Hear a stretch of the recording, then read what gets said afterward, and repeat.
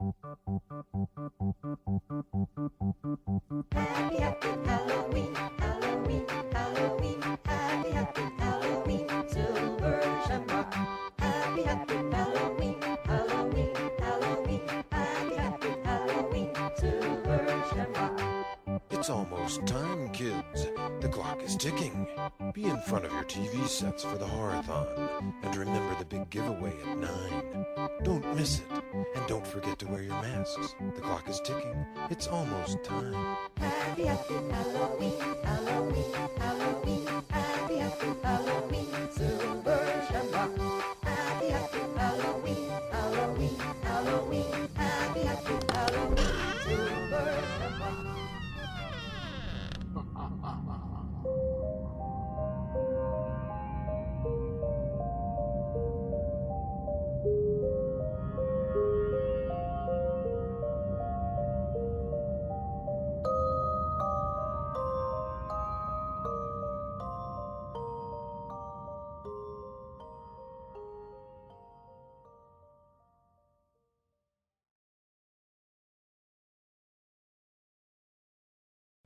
Welcome to a new episode of Out from the Horrorbox.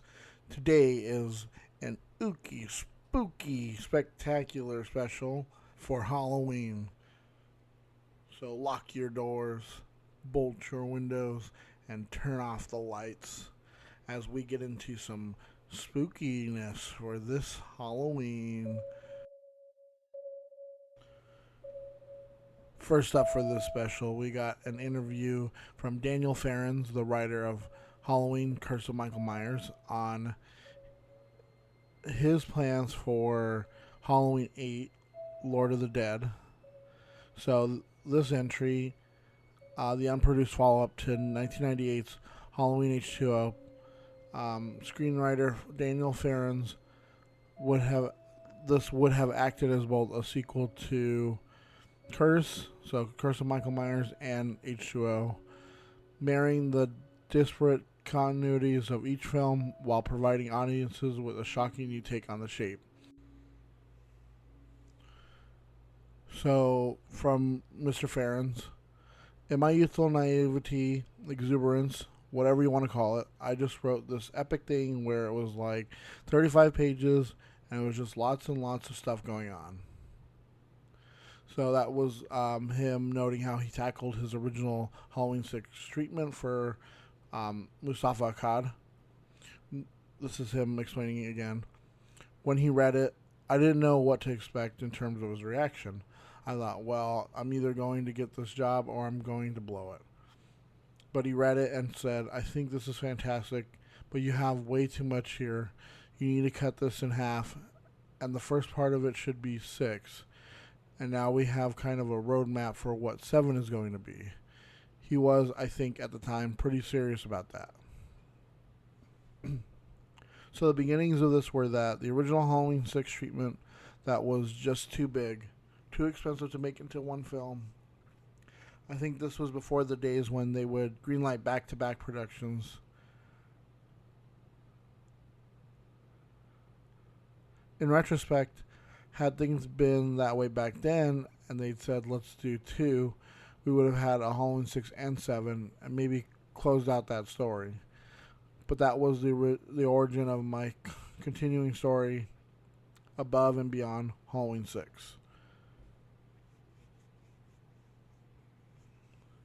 So the article continues. Fans will remember the end of Halloween 6 found survivors Tommy Doyle and Kara Strode making off into the night with Kara's son and Jamie Lloyd's baby.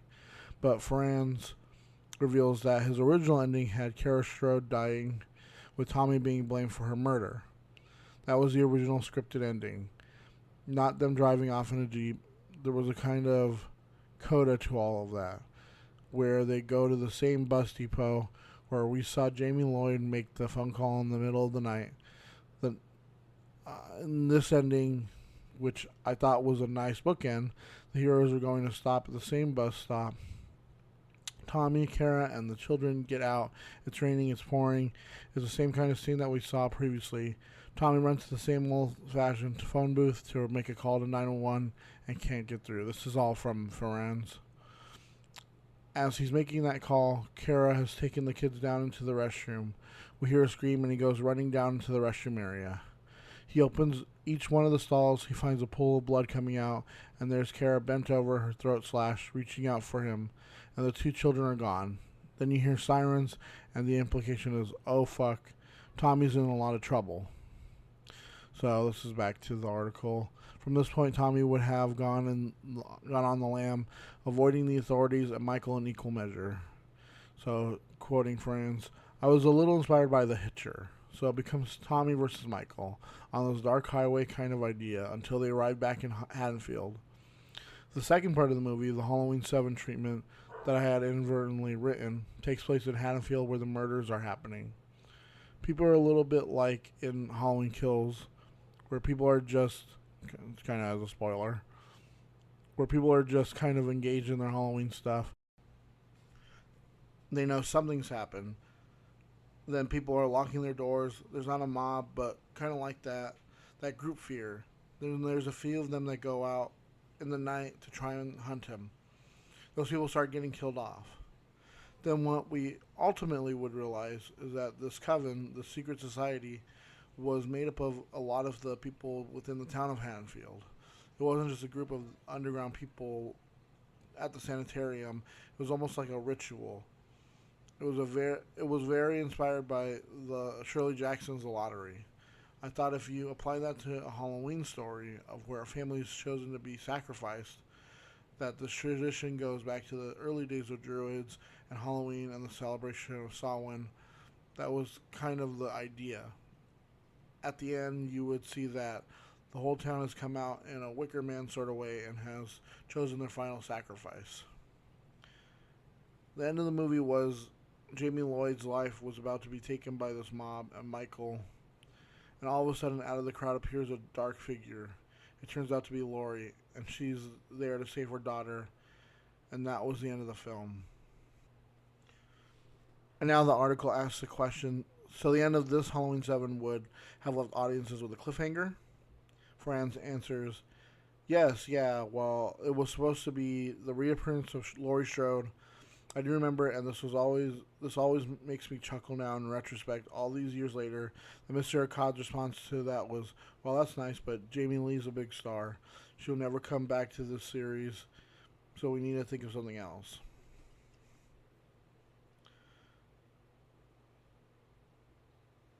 So this is another question that they got. Given that cliffhanger, with Jamie's life in the balance, one assumes that Laurie's daughter hadn't been killed via farm machinery or gunshot in the original version of the story. Farrands, no, that all came later at the behest of the bean counters at the studio. All this goes into the whole Danielle Harris controversy, which was horrible, and how they wanted to basically pay her a scale plus 10 character, like she was just a day player, essentially. She rightfully made the decision to walk, but on a personal fan level, it was so disappointing that they treated her like that. The movie fell prey to some nasty folks at the studio level, who I think are getting their own just desserts now. You reap what you sow, right? Back to the article. If we had indeed gotten this version of Halloween 7 with Jamie, Laurie, cliffhanger, one imagines that there was a plan in place for an eventual Halloween 8 to pick up right after that. Not really, no, Farrands says. The fact that I was even asked to do 6 was just so mind-blowing to me at the time. I don't think there was any bigger picture beyond that. And of course, when they put the kibosh on having Laurie Strode come in at the end of what I wanted to be Halloween 7 and what Mr. Akkad wanted to be Halloween 7, I would have gone back to the drawing board. Unless 6 was such a success that we got momentum going on the thing, and maybe Curtis would have come back and done it. I just thought it would have been great. I still feel like it's kind of a cheat. Seeing Jamie Lee Curtis with Danielle Harris would have been such a cool way to bring the whole thing full circle. That would have been a nice way to connect the dots. Back to the questionnaire. While this original intended version of Halloween 7 never came to pass, this writer wonders if Farrands. While this originally intended version of Halloween 7 never came to pass, We wonder if Farrands had even been asked to write a follow-up to the Halloween 6 that eventually made it to the screens after a fraught production and considerable reshoots involving, among other things, fetuses in tanks and green ooze pouring from Michael's mask after a Tommy Doyle administered beatdown. Farrands said, I don't think you could, honestly. If they'd asked me to follow that up, I would be like, I don't even know where to begin because I don't even know what the fuck this is about anymore. Back at the article. To the article again. While H2O was eventually produced instead of Farrands' Halloween 7, the writer was brought back in to pitch a take for a potential Halloween 8, which would have had the challenge of reviving Michael Myers after Laurie Strode took his head off with an axe in the closing moments of the prior film. Farrands said, I was still very close and in contact with the Akkads, and their plan was always that, well, you know, even though she chops his head off at the end of each show, he's coming back. We already know that he's coming back, and we kind of have an idea on how it's going to happen.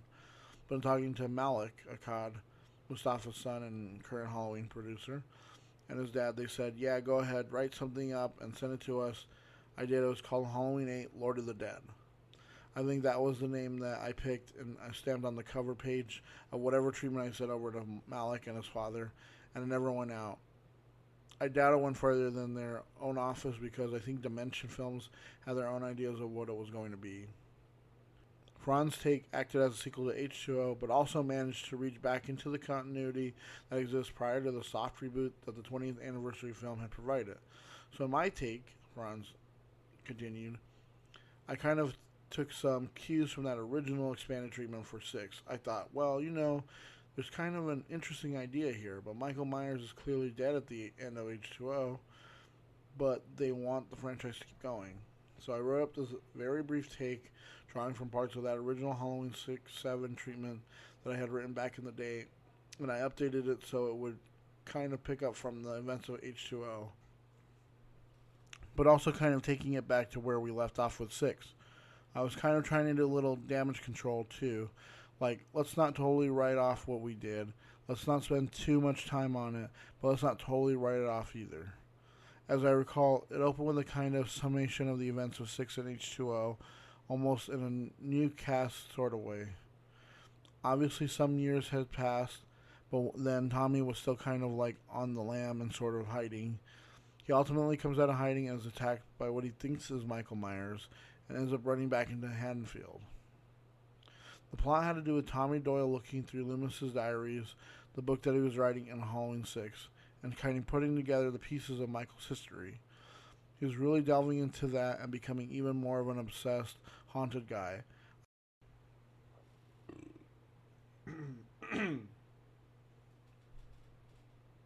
I think I described him as having a full beard, almost becoming Loomis. So a lot of it was told as kind of a backstory of Michael's years in the sanitarium, how it affected Loomis, and concurrently with that, there was this whole story of the ongoing murders around Haddonfield and that Tommy was suspected of committing the murders in 6. There was some talk about what happened in H2O, but this definitely took me back to Haddonfield.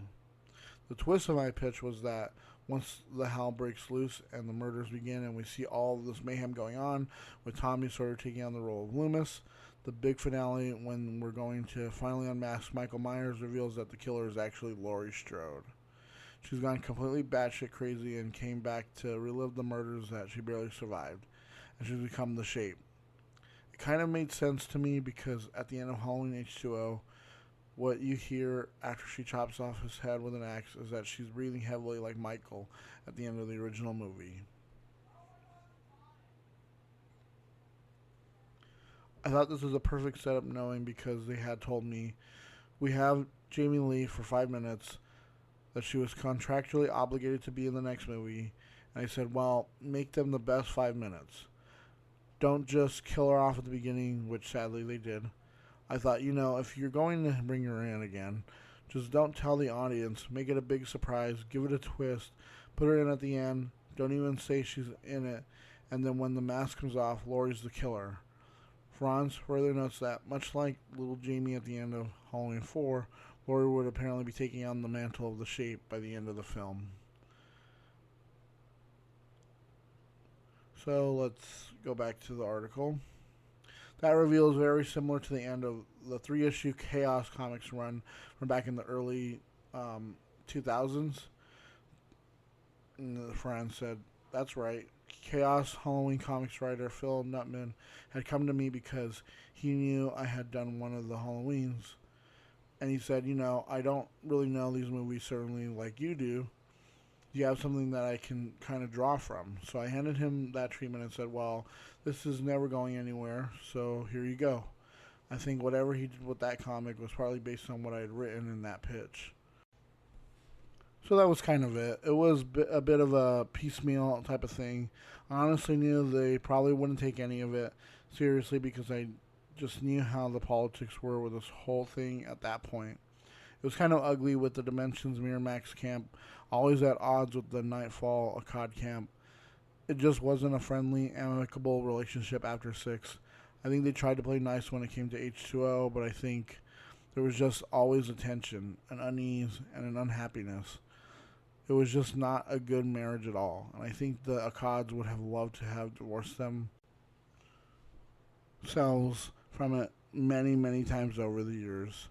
But because Dimension had a rolling option, if they greenlit another movie within a certain period of time, they would continue to control the sequels. Farrands said, I don't even know if I ever heard an official pass. I think it was just like, okay, I think it's just probably in a stack of other treatments, but it was nice that they even opened the door to me. Malik and his dad were always very kind and supportive of everything I've done. We've always remained on really, really good terms, and when I sent that in, I never really held out any hope that anybody would even take it seriously because 6 didn't do well, and I was associated with that. I don't think anybody at Dimension would have given a second thought to anything I had to say at that point. Yeah, so that sounds pretty good. I mean, that sounds like an awesome way to have tried and bring those. I mean, not totally awesome. I mean, it still has a bunch of kinks that probably needed to be worked out. But that is a crazy idea that, like, 6 and 7, like, that he had written this whole thing and that Akkad wanted to break it up into 2 movies. And yeah, like, he's right. If it was written more like today, like we see with the new Halloweens, like, they were given the green light for not just 1 but 3 movies because they had a whole idea planned out.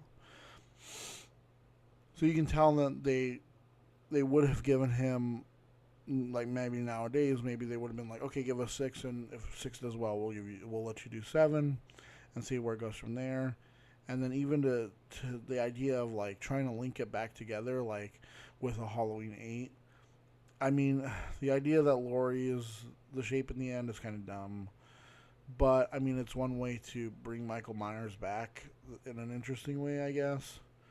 That's not just him. I mean, that might have needed to be worked its way out, too. I think it would have eventually, had they gone with they would have ended up putting her death at the beginning, like they did with Resurrection, Jamie Lee Curtis's, and they probably would have done the whole thing again where it's like, oh, it was the ambulance driver whose head got cut off, not Michael's, and they would have figured something out. But then, to bring back, I don't think it would have gotten far, though. I think they would have, it would have gotten to a point, and I think they would have rewritten Tommy Doyle as a different character instead, and it would have just been like, oh, who's this guy? He's always been obsessed with Michael Myers, kind of like a Creighton Duke, who comes out of nowhere and Jason Goes to Hell, like just someone who, oh yeah, he was always there. He knew Dr. Loomis, and he was obsessed with Michael Myers as well. I don't know. It's an interesting idea. Very interesting. I love hearing, pitches and story ideas for, like, what could have been, like, for stories. Especially, like, this, Or, like, I know that they wanted to do a Friday the 13th that kind of links. Or when they wrote, I think they wrote a comic that kind of links back from Jason Takes Manhattan to Jason Goes to Hell. So it kind of links them back together, and it makes Jason Goes to Hell feel like more connected to the series, even though that one is, I feel like, completely not separate, but like outside. Like that whole, it has its own issues with it, and I have my own theory about Friday the 13th that I'll get into some other time. But yeah, I mean, I want to know what you guys think about that, about Halloween 8, Lord of the Dead. Would you have liked to see that? Would you probably have never gone to see a Michael Myers film or a Halloween film after that? Yeah, just talk about it. But I guess let's move on to the next spooky special.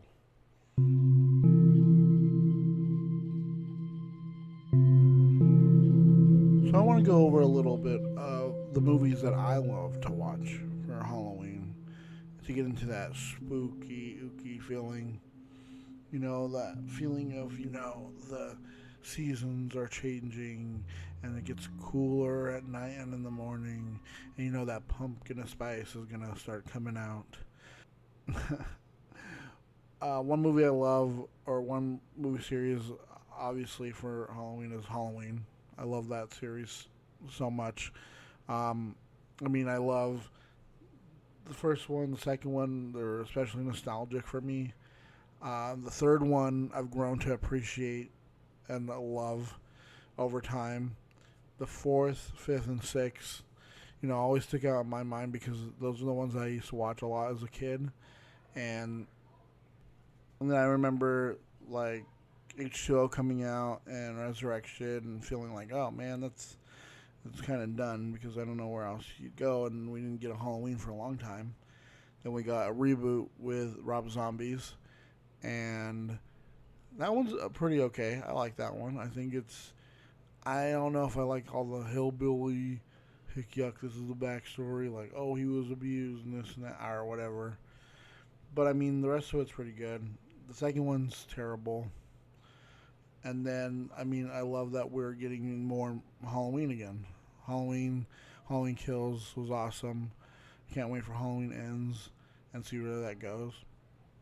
I love watching Texas Chainsaw Massacre. The original one is almost perfect film. It's so good. It's so raw and visceral.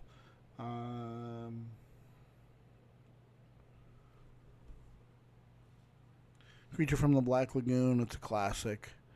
One of the old Universal monster movies.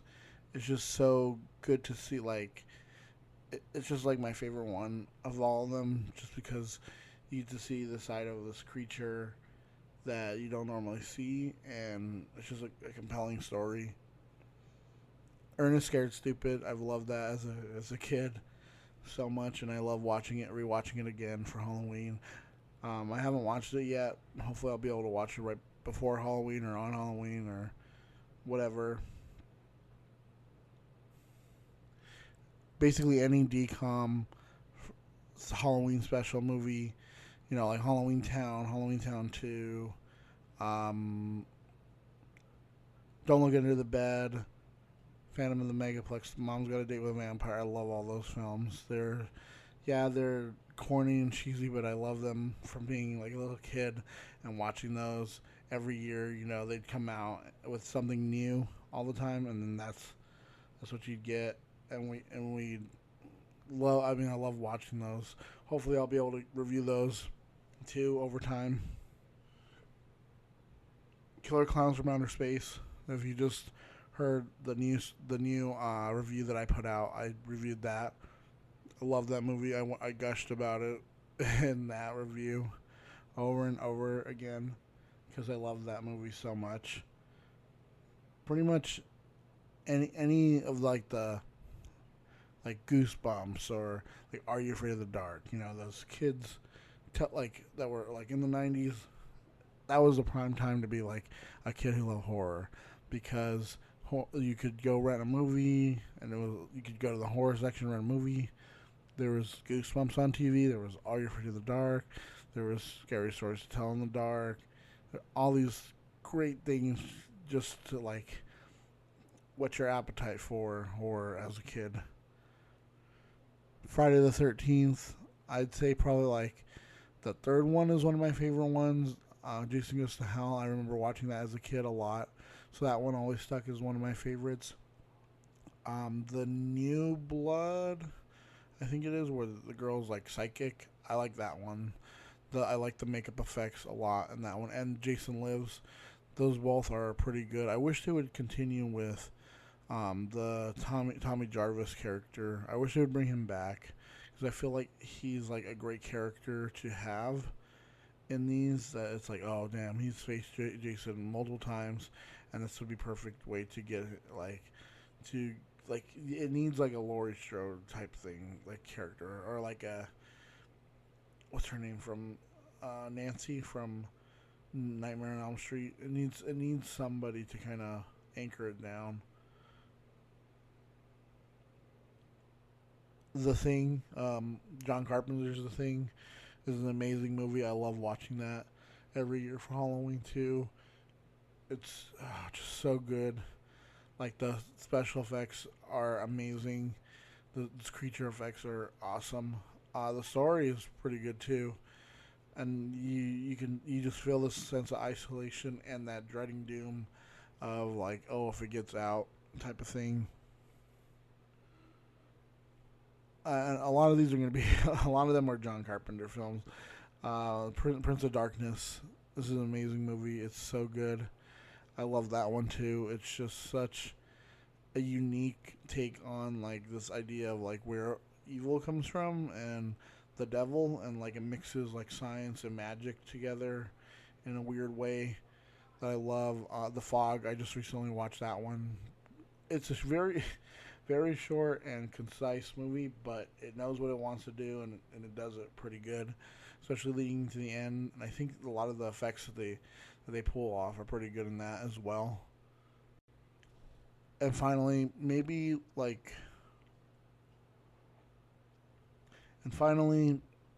I'd say any of like the cartoon horror specials that they had, or even like Scooby-Doo, like that. I'm getting into like cartoons now, so like I love watching like the Scooby-Doo movies, like Ghoul School and like the Reluctant Werewolf, or like even like Zombie Island, or even the Witch's Ghost. Any cartoon that has like a Halloween special that they put on, like Hey Arnold's Halloween, or Angry Beaver's Halloween. Anytime they used to do that, I loved watching those. It's so good. I mean, I would sit down if they had that anywhere to where you could just sit down and watch all of them. It'd be amazing, and I'd love to just sit there and watch all those old cartoons. Yeah, I'd love to hear what you guys think are some good movies and some movie recommendations for Halloween. Hopefully, I'm going to post something on Instagram, so go on there and tell me what you think. Tell me what you recommend. Tell me I wouldn't watch those. I'd watch this, or maybe I agree with that. I'd love to hear it.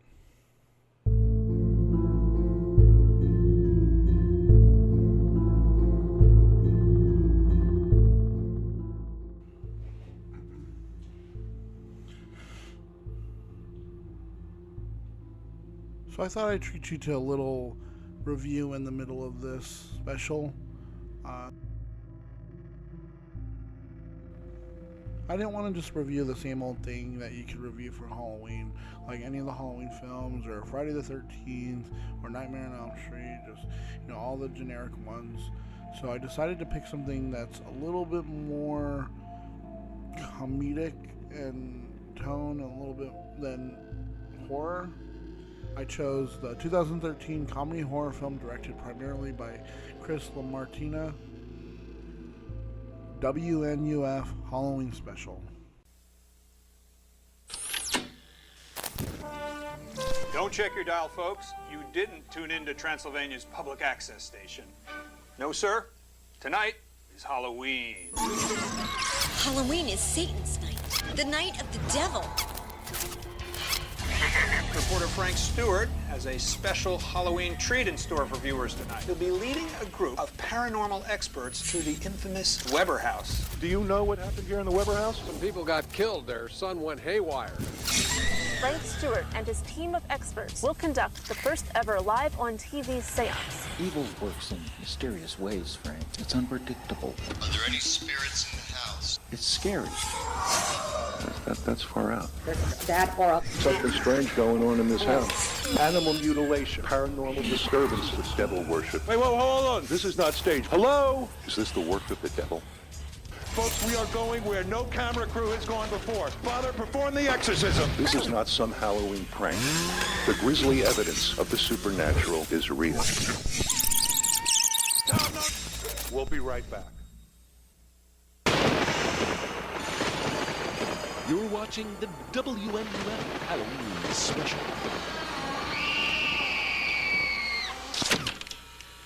So the film was presented as if it's a Halloween special from the 80s that was recorded and then we're rewatching now years later.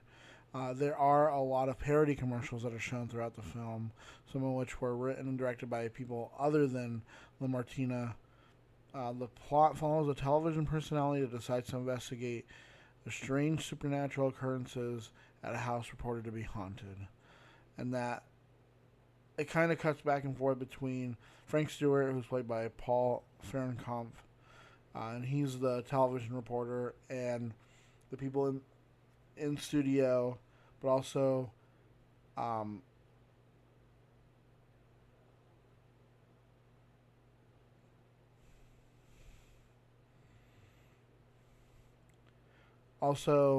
Veronica Stans, who's his producer, and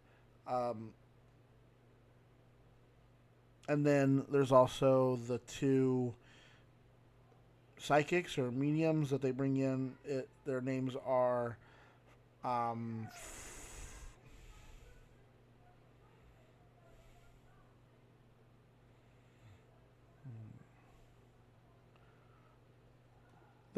Lewis and Claire Berger, and they also have a cat that joins them. That's part of their little ragtag team of mediums.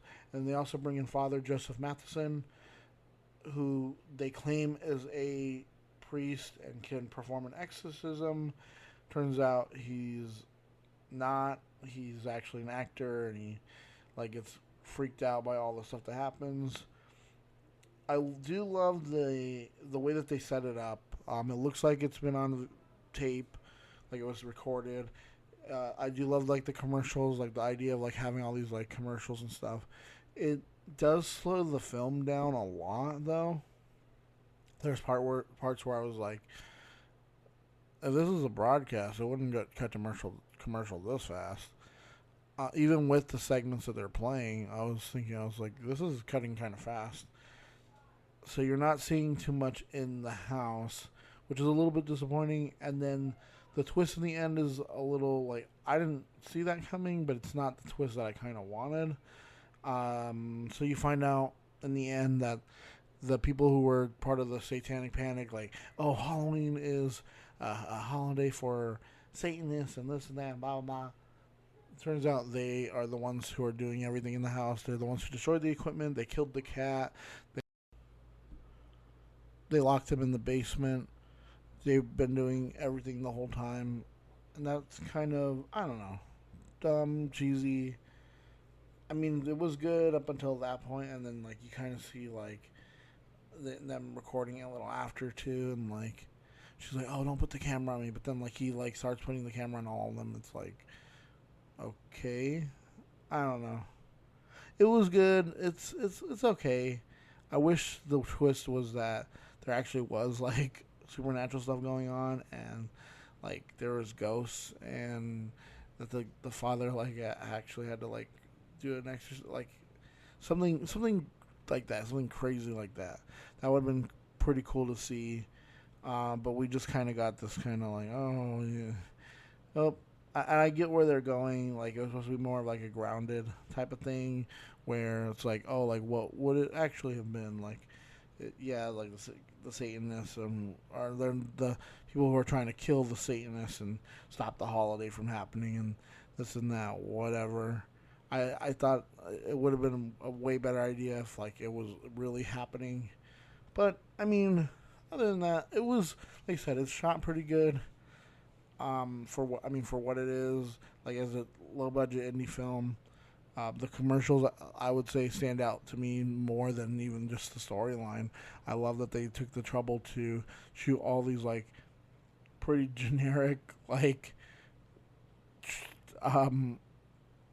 commercials that really make you feel like, oh yeah, this is something that would have aired somewhere in like the Midwest or like New England somewhere, because I think it takes place in like somewhere around New England or something. But I mean, if you're a fan of horror, you might like this. I'm not sure if it would be everybody's cup of tea, just because I do feel like if you're not into that idea of like the commercials, it will get old pretty fast. And if you're not into like this idea of like, oh, like it keeps cutting away from what like the action and stuff, then yeah, I would advise not watching it. But I mean, if you really want to, but I would recommend watching it if you're a horror fan. It is may not be everybody's cup of tea, but it is pretty good for what it is. So one cool thing is that a lot of the fake TV commercials were written around stock footage that the filmmakers acquired for very little money. So one of the producers, Jimmy George, confirmed in a 2018 screening of the film that WNUF TV 28 was actually inspired by Baltimore's WNUV TV 54, a similar TV station that was independently owned until the mid-90s, when it would become a UPN affiliate, then later the WB, and presently the CW. George even stated that in the scripting phase, they kept accidentally typing WNUV instead of WNUF. So the religious protesters, the ones who end up in the end being the ones who kill everyone, they were inspired by the Westboro Baptist Church. Did not know that. It makes a lot of sense, and I could totally see them doing something weird and ridiculous like that to just prove a point. Because you can tell that that's what that they were trying to do in this. They were trying to prove a point that, oh, look at Halloween's for Satanists. And it's like, no, it's not. I mean, you can be a Satanist and celebrate Halloween, but I mean, that's not what Halloween's for. Like, if you know anything about like Halloween, and you wouldn't be sitting there arguing as someone who's religious, because you would know that Halloween's is a contraction coming from All Hallows Eve, meaning that All Hallows Eve, the 31st of October, is the eve of All Hallows Day, which is on the November 1st, All Hallows Day, and that was a religious holiday that was invented to combat like all the pagan and Celtic holidays that had existed before. And it was to be like, oh, look at the church. The church is like, it's All Hallows Day and this and that, and blah, blah, blah. And so then people just started celebrating on the eve of All Hallows Day. And we started calling All Hallows Eve. And then that eventually turned into Halloween. And so, bam, baby. Take that. It's directly derives from the church. So I don't understand why they get into such a tizzy about it. I think it's just because of the Satanic Panic from the 80s, which this movie you can tell is totally inspired by, especially when they talk about like the cult stuff and all that. Which, okay, so that kind of does drive home like a little bit more about why like these people would be trying to put on these murders, because then it would look like a satanic cult did it. You know what? It's kind of like We Summon Darkness.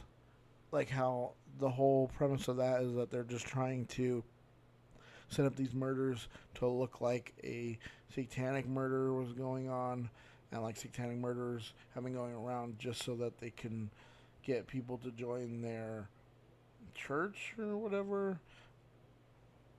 That's a good movie. You know what? This one, now that I'm thinking about it, I'm thinking of it like that. You know what? It's actually pretty good. Honestly, I do highly recommend this movie. Like I said, shot pretty well. Commercials make it look genuine. You get this idea of like, oh yeah, it was shot on VHS. So I would recommend going out there for Halloween and watching it. It's a pretty good one to just put on, like, besides those like classics like Halloween, Friday the 13th, Nightmare on Elm Street, Texas Chainsaw. So yeah, I mean, I highly recommend that. I'm gonna say I'm gonna give it 3 stars for the WNUF Halloween Special.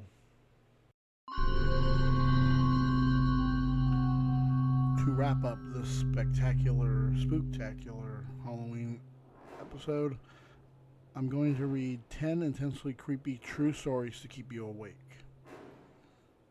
So, number 10, The Murder Girls. In Birmingham, England, a 20-year-old woman returned from a dance with a friend on the evening of May 27th. After parting ways with her companion, the young woman never reached home. The next morning, she was discovered assaulted and murdered in Errington Park. Although a man named Thornton was charged with the crime, he was acquitted. The murder was never solved. The young victim's name was Mary Ashford, and the story took place in 1817 and again in 1974 with the victim named Barbara Forrest. These two girls met their fates 157 years apart under bizarrely similar circumstances. Neither of their killers was ever brought to justice. Number 9. The Inhuman Invader. Doctors at a hospital in Medellin, Colombia, were presented with a patient who was in bad shape. The 41-year-old man was HIV positive and off his medication. He was having breathing problems and was dealing with a tapeworm infection. Tumors on his lungs indicated that the breathing trouble was likely due to previously undetected cancer, but there was something odd about the tumors. As one of the man's doctors put it, it would look like cancer, but the tumors were composed of cells that were not human. The tumors, which had attacked the man's lungs, liver, and adrenal glands, were confirmed by DNA testing to be composed of tapeworm cells. Apparently, the man's compromised immune system had allowed a non-human invertebrate form of cancer to take hold in his body. Doctors were unsure of how to approach the treatment, but they never got the chance to try. Within 72 hours of this bizarre diagnosis, the patient was dead.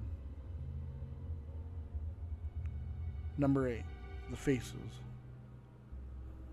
University of Kentucky physicians were similarly perplexed by a 67-year-old patient who was experiencing disquieting symptoms. Although she had no history of dementia or mental problems, she had been seeing things hovering all around her all the time. Specifically faces.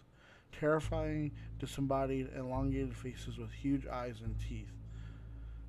Understandably afraid that she might be losing her mind, the woman was almost relieved to receive a diagnosis of Charles Bonnet syndrome, which occurs in patients with rapidly deteriorating vision. Accustomed to constant input, the brains of patients with this condition simply make up their own input to replace whatever is missing. The resulting hallucinations are usually more benign, such as flashes of color or small animals. In this woman's case, the blood-curdling visions became less frequent once she was diagnosed. Number 7. The Sentinel. When an Illinois woman's purse went missing from her home one evening, her boyfriend decided to review the footage from the home's multi-camera security system to pinpoint where she had misplaced it. As the couple watched footage of themselves sleeping on the couch in the foreground, their blood ran cold as an intruder emerged on the recording at the top of the stairs. He was holding the purse. Standing motionless, the man watched the couple as they slept for 15 solid minutes. The door to their balcony had been left unlocked, which was the only way the intruder could have entered. Although nothing was stolen except the woman's purse, one can imagine the supreme unease that must linger after watching that eerie footage, especially considering that the man has not been caught. Number 6. The Swarm. As two young hikers got ready for an easy jaunt through a park in Arizona during the day, a cloud suddenly appeared on the horizon. The cloud of thousands of angry, swarming bees immediately seemed to zero in on one unfortunate 23-year-old man. As his horrified companion watched, the man was set upon by the entire swarm. A fellow hiker and a pair of park rangers were unable to even approach the man, who was completely enveloped by bees. Responders reported that the man was still covered with bees when he was loaded into an emergency vehicle. The entire swarm even pursued the responders as they rushed him into the hospital. Upon arrival, the swarm had finally dissipated, enough for the man to be treated, but only because the bees had done their job. The man died shortly thereafter. Number 5. The Guardian. Responding to a tip from a local fisherman, 2 Utah police officers discovered an overturned car in the frigid waters of a river outside the town of Spanish Fork. Suddenly they were shocked to hear a voice, faint but unmistakable, coming from the car. "Help me," it called. An 18-month-old girl who most certainly had not called for help. Her young mother, whom police later determined had simply run off the road for no apparent reason, was dead in the front seat. Certainly she had not called for help either, so who did? The voice wasn't just in our heads, it was plain as day. I remember hearing a voice that didn't sound like a child, just saying, "Help me," explained one of the officers. Despite hanging upside down for 14 hours in the bitter cold with no food or water, the child survived, thanks largely to her mysterious guardian. Number 4. The Death House. For one Pennsylvania couple who wanted to put new insulation into their recently purchased older home, the renovations became the stuff of horror movies when they uncovered the insulation that was already in place. Throughout the walls there were spices and other odd items amid the carcasses of dozens of animals wrapped in tattered newspaper from nearly a century ago. Cleanup of the grisly find was not covered by the homeowner's insurance because the problem obviously predated their policy. As a result, the family was forced to remove the mess themselves at their own cost. Local historians say the items are of the type that would have been used in old Dutch magic, which doesn't make living in the house any less creepy. Nor does the smell, which would not go away, and the fact that some of the walls have not been renovated yet. Number 3. The Twins. In a suburban neighborhood of Chattanooga, Tennessee, there was a well-kept house occupied by 2 elderly men. Neighbors hadn't seen the identical brothers for some time, although the lawn was well-maintained and the mail never piled up. Family members had last attempted to check on them a few years earlier, but had been unable to gain entry. The pair normally kept to themselves. The police finally forced their way in to do a welfare check. At the insistence of neighborhood residents, they were met with an eerie sight. The skeletal remains of the 2 brothers, side by side in their respective easy chairs. They had apparently died as they had lived, in isolation, and so they remained silently sharing each other's company for over 3 years until they were discovered.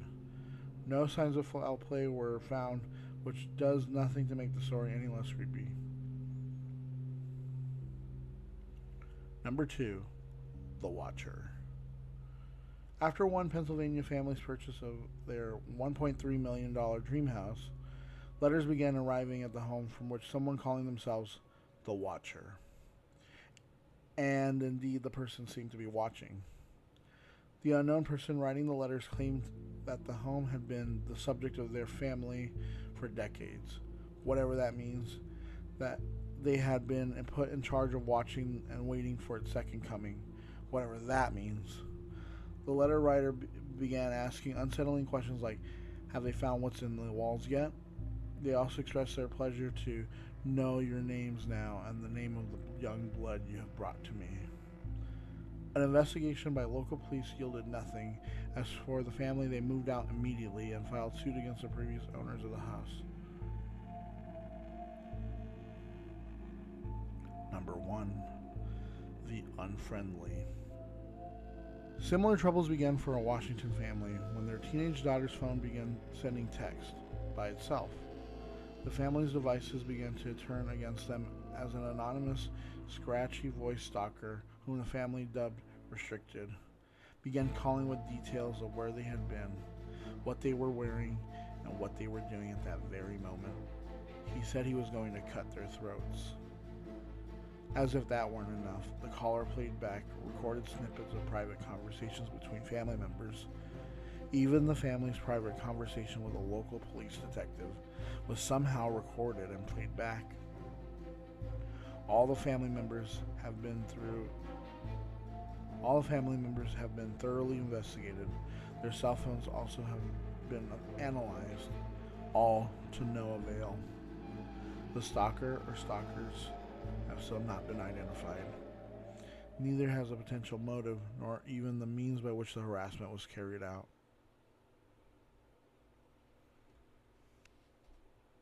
Yeah, so that's pretty creepy list. Though, I mean, I think the ones that stick the most with me are like the one with the tapeworm, like mutating, like his cells and stuff. That's creepy as fuck. But also like, there's a lot that it's just like the Watcher one. I've heard that one before, and it's pretty crazy. It's like, what do you mean like you're watching? Like, what are you watching them for?